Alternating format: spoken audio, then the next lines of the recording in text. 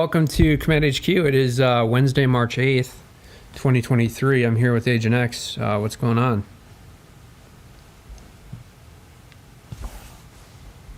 Not much, man. What's going on your end?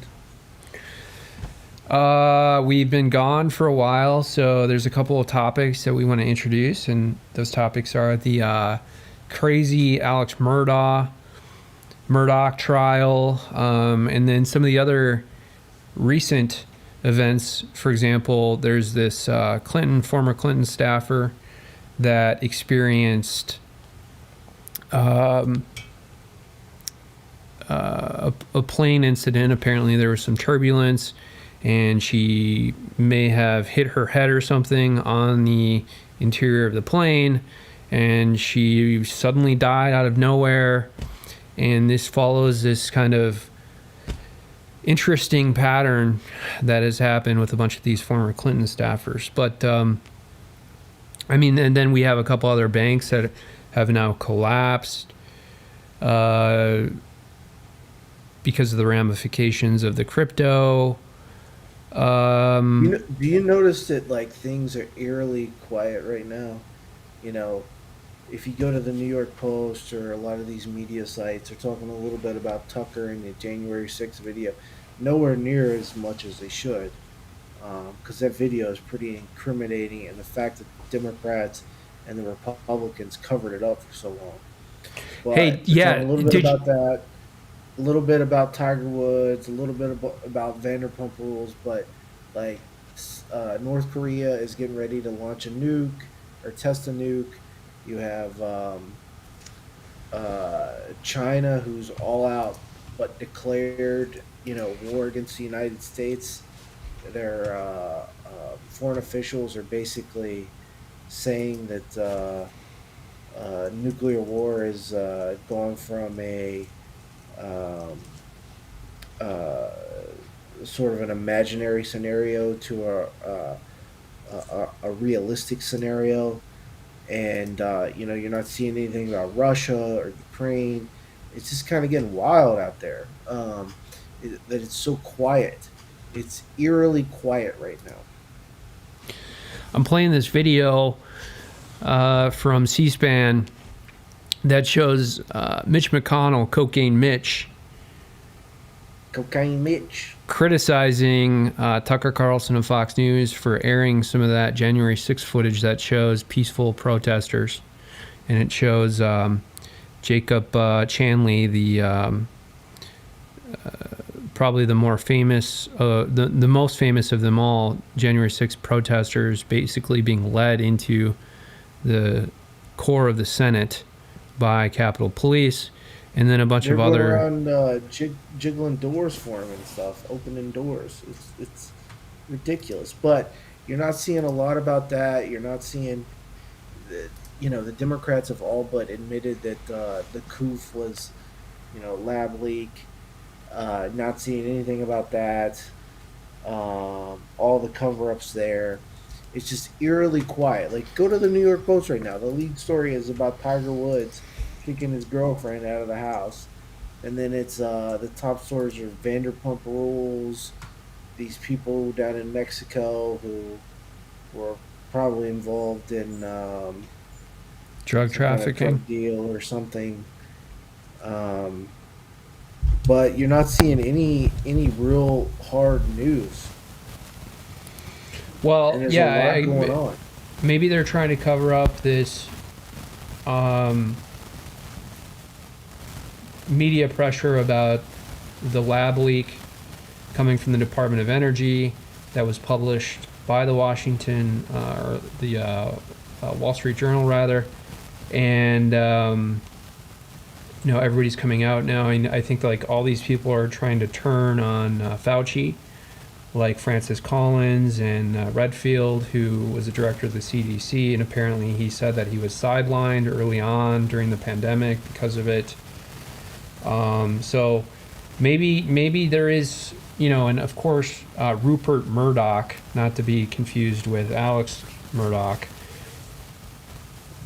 is basically on the same team as all these other influencers in the mainstream media. So, and then and they have the Dominion lawsuit that they're publishing on MSNBC and NBC and CBS, talking about how Tucker Carlson actually hates Trump, and denigrating a bunch of these other Republicans. But I find this whole thing very striking that Mitch McConnell wants to withhold and suppress this January 6th footage. I mean, you would think that Mitch McConnell, being the majority/minority leader now in the Senate, would want to release this footage, considering that this was related to, Donald Trump and a Republican presidency. But no, he's doing the opposite. So, like, what party is he associated with? Is Mitch McConnell a Democrat, or is Mitch McConnell actually a Republican? Dude, And he's Cocaine Mitch, man. He serves the predator class. You see what what he did with all these corrupt judicial appointments. It didn't help Trump one bit. That was his crowning achievement when he was the majority leader. He has held up a lot of things that could have helped a lot of people, but now he's complicit in this cover-up of the January 6th videos. It's just, it's par for the course for Cocaine Mitch. yeah, and if I've ever agreed with Hillary Clinton, it would be on the analysis of Mitch McConnell, calling him like a goblin. I mean, he really is. Just look at him. He's the actual physical manifestation of a goblin. Exactly. He's a ghoul, man. You can tell he's just not a person. I mean, is there really even a soul inside Mitch McConnell? Yep. So it's the Uniparty in Washington, man. But you go to the New York Post, right? You don't see a single story about Cocaine Mitch. Vanderpump Rules, Vanderpump Rules, Vanderpump Rules, Vanderpump Rules. That's all you're seeing in Tiger Woods. Yeah. Yeah, it's crazy. Vanderpump Rules, bro. Vanderpump Rules. It's crazy that Dude, I've recently been watching that too. Is that It's your weird that you would even mention that. Vanderpump Rules? I have recently been watching it on Bravo, and I've never watched it before. I would say over like the past Dude. 3 weeks. It used to be better when Stassi was on the show. Stassi's a solid 10. But now they got a bunch of dumpy chicks on there. And, yeah, I don't know. It's not as good as it used to be. It gets old. I mean, these people are young and they're fit and they're in the best shape of their What are you life. talking And then about? this thing goes on They're in their for 10 mid-40s, years. man. What No, are you I'm talking saying when about? it starts, that's when they're Yeah. kind of, young and fit and everything. And then 10 years later, because I think Vanderpump Rules has been going for a long time now, they're not obviously in the best shape of their life. And then everybody is like, okay, well, what the hell is this show about, Yeah, pretty much. I mean, they've kicked, like, a lot of the core cast members are gone, like Stassi and the other girl, and then Jax is gone. So, like, half the original cast is gone, but now it's blowing up because so and so cheated on the other one, but that's the news we're getting. We're not getting anything. While the rest of the world is preparing to be blown to annihilation, we're worried about, Lisa Vanderpump. It's true. It's true. Hey, what did you think about the Murdaugh trial in South Carolina? I thought it was I thought the prosecutor was one of the most corrupt prosecutors I've ever seen. What's his name? Creighton something. And I mean, he's just corrupt. You could tell. He basically, buttered the judge up to get character evidence in, claiming it was part of his motive. And it was a stretch. I mean, everything under the sun was part of his motive, right? He was trying to get rid of the son because of the boat. boating accident. He had all these financial crimes he was trying to cover up. Yeah, I mean, but the second that they got all that character evidence in that he stole the money, like Murdaugh was done, and it wasn't right. They even got the car video where he had the guy shoot him in the head. Not the it wasn't a video, but got that in his evidence, and it's wild. And you have a guy there who couldn't even question Murdaugh in a coherent fashion. Instead, he asked him like an open question if he was a family annihilator, whatever that means, and then tried to play it off later as it was some clinical psychological term, a family annihilator, when it was just inept questioning of him or inept cross examination. And the whole thing leaked. The whole thing stunk. It should have been moved out of that county. So here's the Water thing I'm just confused about. So, this happened in a particular county. Did they try the case in the same county or didn't they move it? I thought they moved it, but apparently the Colleton County is where the murders took place. That's Considering, where Moselle is. yeah, considering the fact that Murdaugh's father and grandfather were the district attorneys in that county, it certainly should have He been was moved. an assistant solicitor. Yeah, and he was a prosecutor in the same office. Plus, he knew the judge. By the way, yeah, Murdaugh knew the judge and tried cases before the judge previously. I mean, it's just completely outrageous in that these conflicts of interest weren't addressed by a venue change. Well, let me say this. This whole case is an indictment of the legal profession, how corrupt it is. That you had a guy steal money for almost 2 decades from clients, like not just a little bit of money, literally millions of dollars from clients, and was basically an ambulance chaser going around collecting these huge settlements and judgments or jury verdicts from insurance companies, right? But then he was going back and stealing the money from clients, stole it from paraplegics, stole it from minors, stole it from, you know, very unsophisticated people, and the bar and the legal profession in South Carolina and really around the country allowed this to happen, and you had the litigation finance companies who were in on it. You had the bank that was in on it, and nobody took any action until right an attractive young blonde girl fell off a boat and died. Nobody, nobody cared that this guy was fleecing clients and stealing millions of dollars from them. In fact, the bar and the legal profession covered it up for him, helped him cover it up.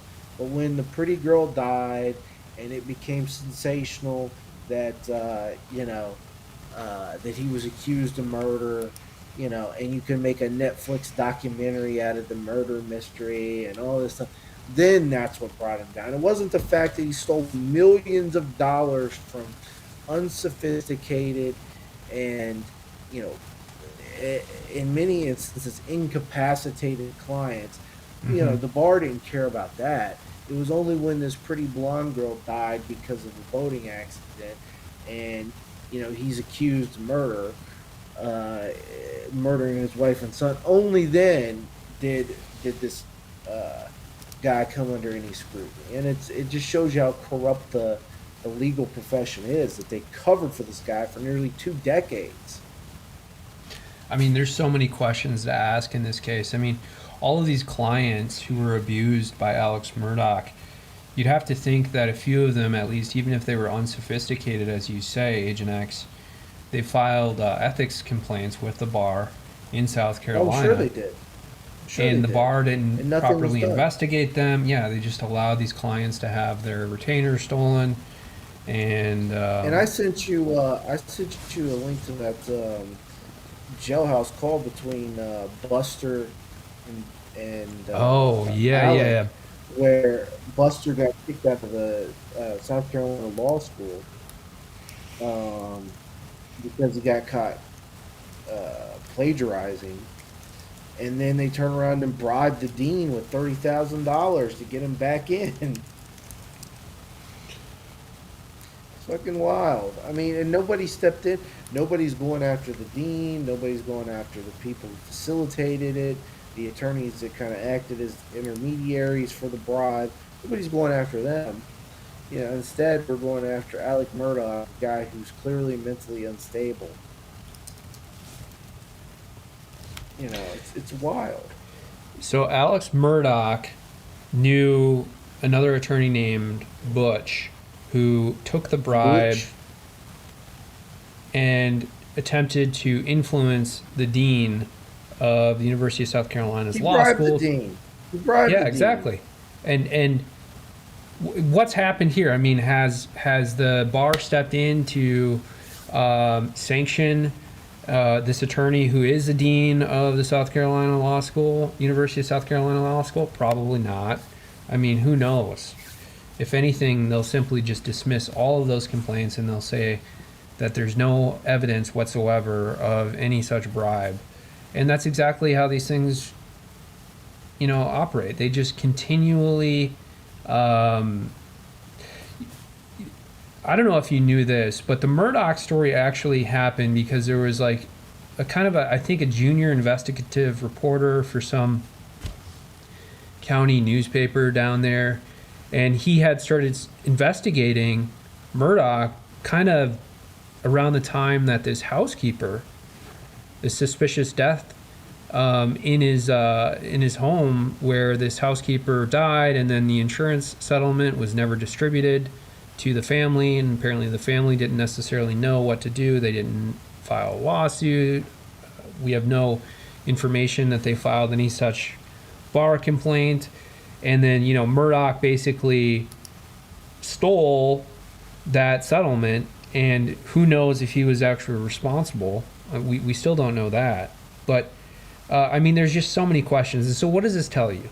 This tells you that the legal system, as you say, Agent X, is not only completely corrupt, but that so many other lawyers have been doing this for decades upon decades. I mean, if you look at Girardi, Right. Tom Girardi in California is another example. Well, I was telling you a story today of an attorney, quote unquote, who used his mother as a straw man to try to buy property in Cuba illegally, and when it blew up in his face, he um, turned around and sued a bunch of people using his mother as the plaintiff. And his the day before his mother passed away on Saturday, on Friday, he decided he was going to file a bunch of more claims against people, and then it's Wednesday, and he still hasn't informed the court that his mother has died, and he's making a bunch of filings in the intro. I mean, it just goes to show you how corrupt these people are. They know no bounds, right? Like they have a god complex that nobody can touch them, and they think they can do anything because they can. There's no consequences. There's no accountability. And we saw that with Murdaugh. But one of the things that I thought was really awful was I think Murdaugh had a fighting chance until GM came in and dumped all that GPS data from his OnStar. Originally, the prosecution subpoenaed it months and months ago, and they said GM came back and said, "Oh, we don't have anything. Sorry." And then midstream in the trial, they say, "Oh, we found it," and all of a sudden it's let in.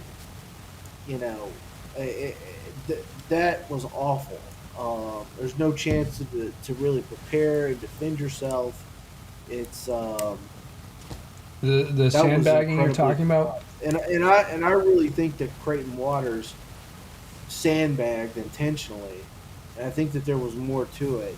I think that he probably knew that there was data out there, and he sandbagged and held, conspired with GM to hold it back, so he could sandbag Murdaugh in the middle of the trial. I mean, even if he didn't conspire with GM, he could have in some way obtained the evidence and simply not disclosed it, even though discovery rules require that that evidence be They disclosed. probably extracted it from the car itself. And they probably may have extracted it at a time after discovery rules require that at the outset of the trial that information be given to the defense. But so also regarding this sort of document dump on the eve of trial, we have, I think it was a video from Murdaugh's son's phone, the one that was tragically killed, where they were in the dog kennel or whatever, and then in the video you can hear Alex Murdaugh, and this is somewhat like around the time that this tragedy happened, so it was like 5 minutes before it or something, so basically it placed him right at the scene of the crime. But it's still not direct evidence. No, I mean they really screwed him over. But yeah, man, it just goes to show you how corrupt the legal profession is. Hey, dude, let me send you this link to this combo kit at Micro Center, and let me get your thoughts on it live on stream, because I might have you go get it for me tomorrow. Ryzen 9 7900 Asus motherboard with, let's see, 32 gigs of DDR5 RAM. Yeah. $600. I don't know. It seems a little overpriced, honestly. Dude, I do. It's a Ryzen 9, latest. I do gen have a Ryzen processor. 9. I like it. Yeah. I like those AMD processors over the Intels for sure on Windows. This is a machines. 7900. This is the latest gen, brand new gen, bro. Plus the motherboard, plus 32 gigs of RAM.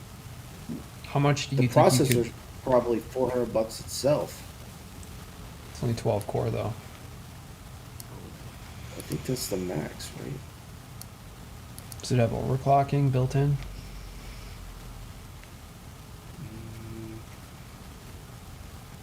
No. I don't know. I don't know that much about this stuff. I just have like general sort of information. But I do like the Ryzen 9. I definitely prefer those over any Intel chip for sure. I mean, they're less expensive. They have greater performance. In many situations, they're way more flexible for peripherals. And I mean, to me, I think that's just a better machine than a lot of these Intel chips. But Intel is definitely getting hit hard right now. Anyways. No, man, I think I might You get want me this. to pick it up, Wait. huh? At Juice Center? Dude, you can't say that on stream, bro. Micro Center? Jeez, man. How come it says Oh my St. Louis Park? Dude, man. Oh my goodness. Juice Center in Well, I think that's a pretty St. good, Jewish I Park. think that's a pretty I think that's a pretty good deal on this. I don't know. I don't know either. I'd have to compare. But yeah, if you want me to pick it up for you, I can definitely So, Order it. have you bought your military surplus bunker yet? for sure. Have you? Dude, I bought 3 of them, man. I'm installing them. Got the backhoe ready to go.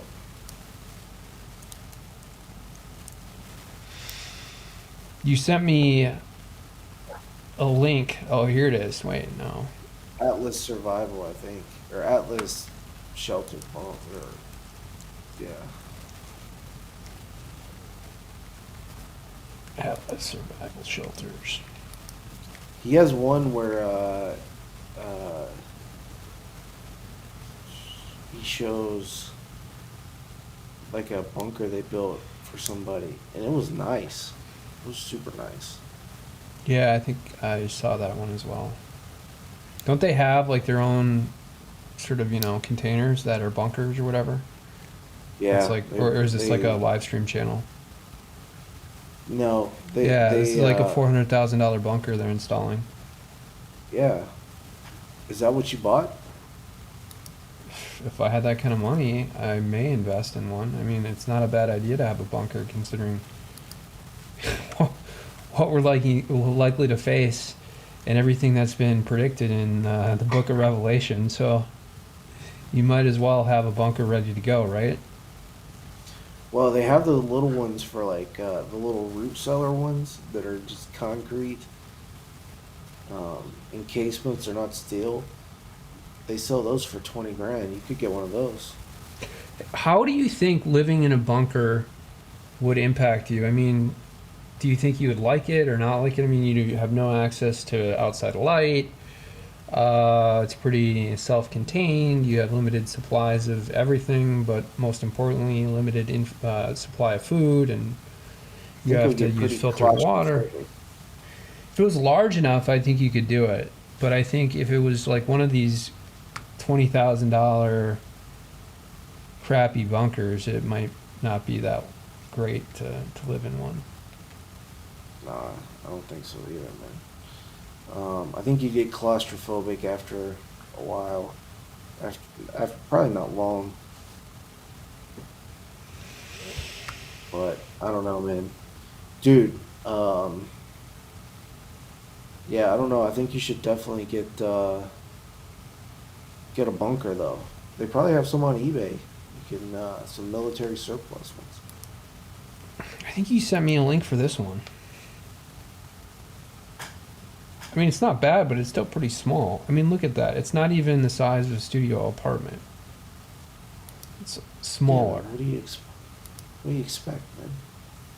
I mean, I there's no think it's way got a that generator. most people, there's no way that most people would be comfortable in such a small space for an extended period of time.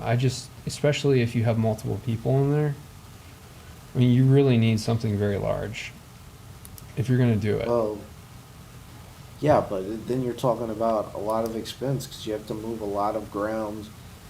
It takes a lot of steel. I mean, you're talking about a lot of extra expense. Well, most people don't have that kind of liquidity just lying around, able to finance a build like this. So, $20,000 is generally kind of like the amount that most people would feel comfortable spending on something like this. But I mean, they're good for storms and stuff, and they're good for maybe storing stuff in the meantime. You know what I mean? But I guess. I don't know. I mean, If you could have like a dual purpose and turn it into a theater or something like that, that'd be like the best. But all right, well, Jimmy touchdown for the win, huh? dude, Jimmy Touchdown never came back to the chat, man. Um, well, your boy in New York who filed a lawsuit on behalf of his dead mother. It's surprising that Jorge Dopico in New York, who's the head of the grievance committee, has not stepped in and sanctioned your boy. Well, he For- was notarizing his own documents and everything, man. It's wild, but So did goes he to show- actually do that after his mother died, or basically, like on her deathbed, he went to his mother and somehow convinced her to? he didn't have to. She didn't even know. Oh You my know God. what he did was pretty awful. But she didn't have to know anything, and he has a duty under an ethical duty to inform the court when a client has passed away, and he hasn't done it. It's wild. And he was begging, Dopico's not going to do anything. no, and he was begging the people that he sued not to, for them not to tell the court that his mother had passed away. It's fucking wild, man. It's corrupt. But dude, I think the best thing people can do right now, I think society is going to devolve into chaos, right? You're going to see less and less people conforming to social norms. You're going to see more chaos, more people, trying to pull one over on their neighbor. The best thing you can do is get some land and start learning to be self-sufficient. Well, I mean, everybody talks about self-sufficiency and growing crops and stuff. All of that's actually very easy to do. And people say that, oh, it's difficult to grow crops. It's actually incredibly easy. Literally, all you do is just put seeds in the ground, cover it with topsoil, make sure that it's properly nutriated, and you're good to go. I mean, you have crops in a matter of months. Or there's a lot of other things you can do. Groom the land, have a bunker, have access to fresh water, electricity, of course, solar panels. Those are basic things, and they're not that difficult. No, definitely not. And that's what people, that's what I've been stocking up on. Is just essentials, man.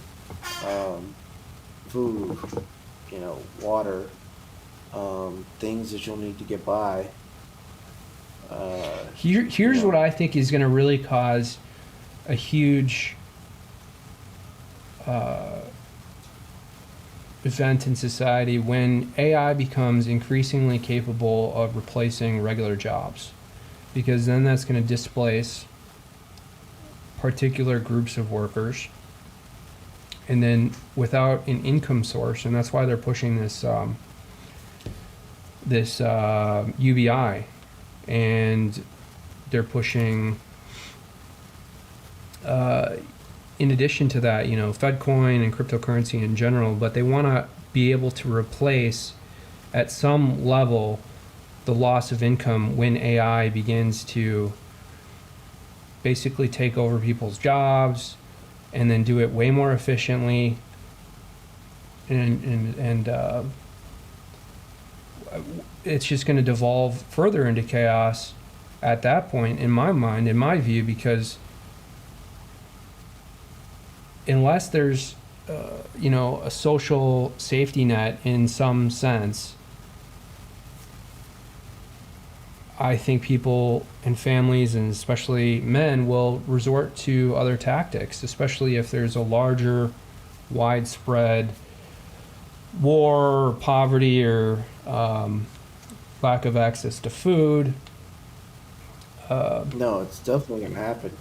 And you see that they're already trying to limit our access to being able to grow our own food, or basically raise our own animals, livestock. And I think they've been saying that AI is going to displace workers for decades and decades now, or computers will, and now it's AI. I think you'll see it to some extent, but I think what's going to be more of an impact is not AI. It's going to be, these elites squeezing out the middle class, as they've continued to do for the past, 50, 60 years. It's you've seen this gap in the middle class, and it's not because AI or computers have displaced middle class jobs. It's because the elites have continued to squeeze out the middle class in this country. AI is getting closer and closer, and it just feels like we're on the precipice. And it's almost like, a fourth or fifth industrial revolution. This is like the next stage of the economy, for the world, for globalism in general. And, just your everyday contact with AI, whether that's ChatGPT or some of these other mechanisms now, like producing videos, deep fakes and stuff like that. But ChatGPT really has, look at what happened to Google. They immediately, as soon as ChatGPT was released, Google basically got rid of 15% of their global workforce. And Facebook kind of in lockstep did the same thing. And you're going to see that continually in other industries as AI becomes increasingly mature and takes over, because these corporations don't want to employ thousands and thousands of staff to do marketing and accounting and sales and software development. All of those groups of workers are going to be severely impacted at some point. And that's, I think, also, unless there's a social safety net in place. And this is where they're going to start pushing this UBI, and they're going to do that in concert with FedCoin. Oh, you can get your UBI with FedCoin. And that's a big problem. You notice that they've been holding FedCoin back. They were getting ready to roll it out, and they've kind of held it back. But I don't know if you've seen it. There's like a record number of job openings right now. All this doom and gloom for the economy, and there's a record number of job openings. There's not record job growth, but there's increased job growth. And I really think that they've sort of missed, or they couldn't manufacture that collapse again, right? Or that economic slowdown, and so they held off on rolling out FedCoin. It is interesting that we have an absence of mass layoffs, with kind of the exception of tech right now, at least, and other fields that were wildly profitable during the pandemic, including big pharma. But you start to really think about business cycles and where they stem from and who causes them. Is it the Federal Reserve? Is it political events that disrupt the economy? Is it war, which is similarly related to political events? And then you start to really understand, who's making money off of these things and who's not. And you're right. I think that corporations are trying to bully workers who gained a lot of power, particularly during the pandemic, because borders were closed. The H-1B pipeline was somewhat restricted, and you had a sort of a greater protection on certain types of jobs, particularly related to, white collar corporate work. And also, there was a greater emphasis on producing locally. So manufacturing and factories and all of that has kind of been on the upswing. And I think what you're going to see too with AI is that AI is going to have problems replacing factories and locally produced products. And it's going to be kind of the inverse, where maybe during NAFTA and the Clinton era, where all these jobs were shipped to Mexico and other places, and people were encouraged to, learn how to code or, become an engineer or whatever.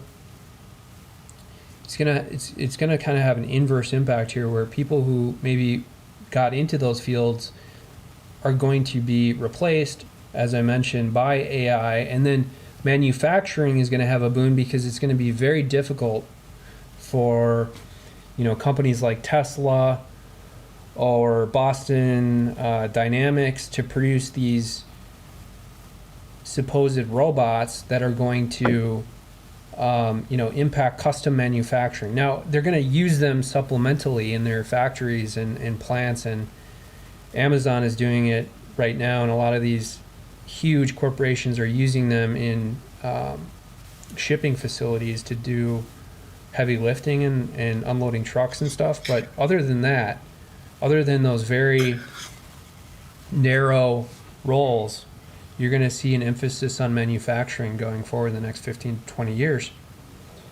So I think you're going to see more of it. Yep, I agree, dude. I got to get to bed, so we can sign off. But are you pumped for Star Trek Picard tomorrow morning? What is that? Dude, it's Star Trek, bro. William Shatner? No, Patrick Stewart. Wasn't Shatner in Star Trek? Yeah, he was in the original series Star Trek. But this Oh, is it's the a next movie gen. coming out? Oh, No, I it's don't a TV follow. show. TV show. Yeah. Okay. Dude, you're out of it, bro. All right, dude. Let's call it. All right. See you next time. Bye. Let me find my closing slide here. Kind of light with powers and properties unlike anything that existed before. Laser light.